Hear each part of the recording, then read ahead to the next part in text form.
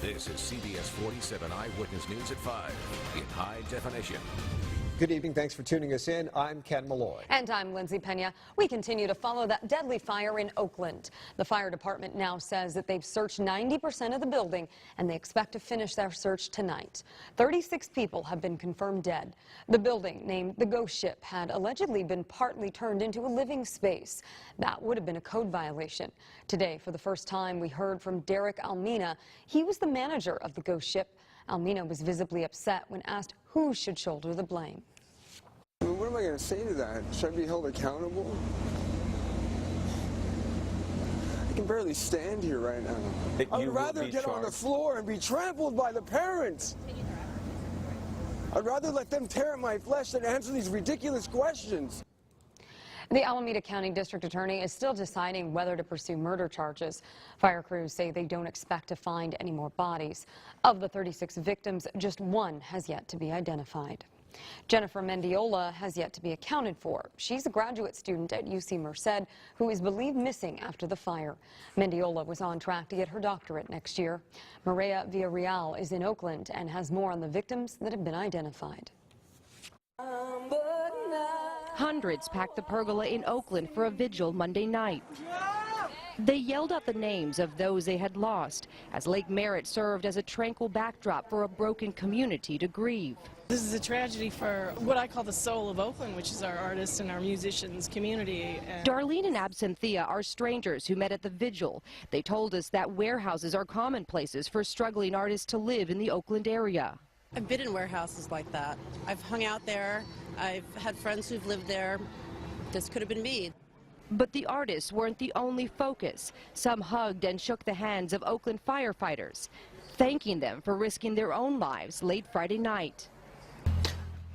To the people who lost those lives in that fire, what do you say to them? Our whole community is here for you. Look at the outpouring of love. They won't be forgotten. To imagine the loss of your 17-year-old son is horrifying. The youngest victim has been identified as the son of an Alameda County Sheriff's deputy. It really touches home with all of our people that have worked alongside with our deputy for the past 10 years. Friends and families spent Monday highlighting the best attributes of the victims. Great guy, well-rounded. High school friends remember 25-year-old Nick Gomez Hall as a talented and passionate musician. Everybody that knew him is saying such wonderful things about him, and again, we're going to hear more and more about how of an awesome person he was. We have a developing story tonight. Fresno County Sheriff's Department now asking for your help to find this 20-year-old suspect. He reportedly made violent threats against his family members this morning. He was last seen on foot near Marks and Carruthers. He may be armed. If you see him, you're advised not to approach him. Just call law enforcement officials immediately. Meanwhile, Fresno police are searching for a suspect of their own after a drive-by shooting this morning near Blackstone and White.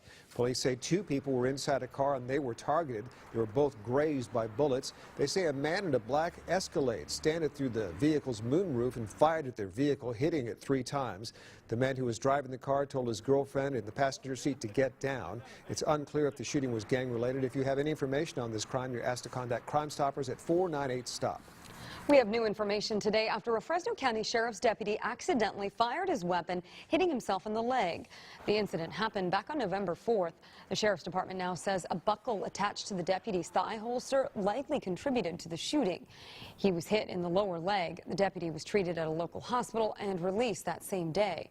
The incident happened just days after Fresno County Deputy Rod Lucas was killed when a weapon accidentally fired, hitting him. New at 5, several hate crimes have been prosecuted by the Fresno County District Attorney's Office within the last year. Many recent victims are now from the Sikh community. Today, county supervisors approved a resolution against hate crime, hoping to combat the problem. CBS 47's Lucero Benitez is live from Fresno's Islamic Cultural Center with more. Lucero.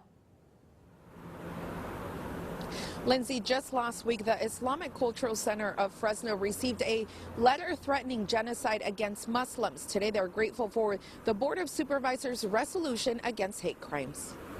Aye. Any opposed? Hearing none, the motion carried. Dozens of members from the Sikh community attended the Fresno County Board of Supervisors meeting to hear about a resolution against hate crime. People do cross the line, and when they do cross the line, they have to be held accountable in a free society.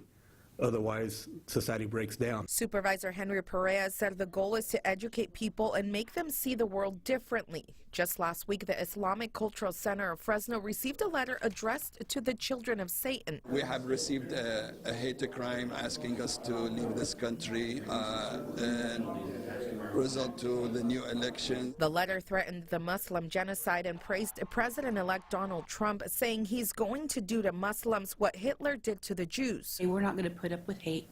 We won't put up against people because of their ignorance and what they're doing. We'll stand together. Members from the district attorney's office talked about hate crime cases they've prosecuted, like the attack on a Sikh man who was headed to work last December.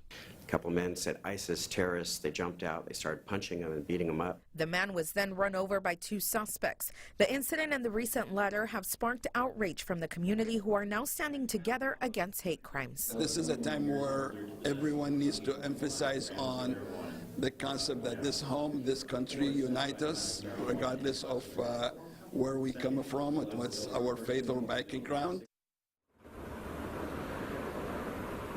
The Fresno County Sheriff's Office, along with the District Attorney's Office, will be working with other law enforcement agencies, including police departments and the FBI, to arrest and prosecute hate crime perpetrators. Live from Northeast Fresno, Lucero Benitez, CBS 47 Eyewitness News. Lucero, thank you for that. Also today, the Fresno County Board of Supervisors established new rules now that recreational marijuana is legal here in California. Even with the passage of Prop 64, cities and counties can still regulate its use.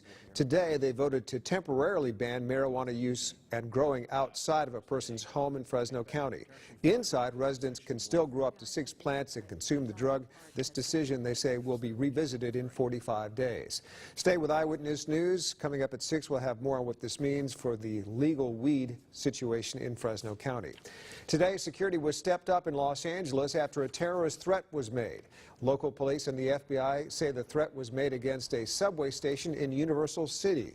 Investigators say the call came in as an anonymous source from overseas. The caller said something would happen today at the station near Universal Studios. This could be real, it could be a hoax, but we must remain calm but vigilant. And we're asking the public to take the same precautions they would take on any other day. Law enforcement officials, including undercover officers, raised their presence around those stations today. On the weather front, it sounds like we're in for one of the cooler nights of the season so far. Yep, John Trable has a first look at the forecast. Yeah, guys, we had our first taste of freeze watches last week, and we're right back to some possibly freezing temperatures across a few areas of the valley tonight. Now, we'll be looking at especially cold weather further north you get in the valley. Further south, temperatures a bit on the warmer side, but as of right now, we're already beginning to see some pretty chilly conditions out there. Temperatures as of right now in the 40s in Hanford and Visalia at 47 and 48 degrees each. Lemoore at 47 as well. Madera and Fresno both sitting at 51 degrees. As far as our conditions go overhead, we are seeing dry skies, and much like last night, the potential of more patchy valley fog across the region this evening. As for air quality tomorrow, remaining unchanged as compared to today, but let's take a look at what we are expecting as we further cool into the evening. Temperatures here in Fresno bottoming out in the mid-30s into tomorrow morning, with rural areas expected to reach freezing, if not just a little bit above it. I have more details and what you can expect for the rest of your forecast still to come in the show. All right, thanks, John. Coming up on Eyewitness News, the details on a new study by AAA we hope you won't lose sleep over. Could driving while drowsy be as bad as driving while drunk? We'll show you what they found. People camping out for Fresno's new Krispy Kreme. I'm Alex Backus with the craze this morning for donuts when we come back. And coming up on Eyewitness News at 6, they are now the highest paid in the nation. Governor Jerry Brown and state lawmakers get a pay raise. We'll show you the figures tonight at 6.